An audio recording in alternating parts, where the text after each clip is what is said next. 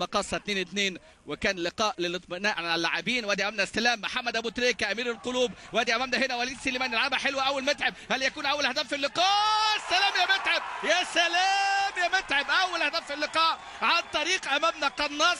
الكرات اللي امامنا هنا التوقع والتمركز والاحساس العالي. عماد متعب لا يخطئ ابدا في مثل هذه الكرات، يحتاج لاستعاده قدراته. اليوم حسام البدري يضع في التشكيله الاساسيه لقناعته بامكانيات وقدرات هذا النجم الكبير عماد متعب الذي صعد في عام 2004 في لقاء اسمنت السويس لنجوميه وشهره وهداف النادي الاهلي. عماد متعب امامنا هنا يضعها حلوه حلوه حلوه. وادي امامنا التغطيه من كيما واكي، لكن شوف ابو تريكه البينيات اللي في العمق. وليد سليمان يعملها حلوه قوي الى اللاعب المنطلق. عماد متعب كان مؤخر نفسه ويعني مفضي نفسه حلوه قوي عشان يتقدم الاهلي بعد مرور 11 دقيقه عن طريق المتعب. عماد متعب في هدف اول من خلال هداف ونجم كبير امامنا. عماد متعب يضعها بشكل رائع رائع في هذه اللحظه. ادي حسام البدري دكه البدلاء، الكل سعيد الكل فرحان. عبد الله السعيد يصفق، شهاب ايضا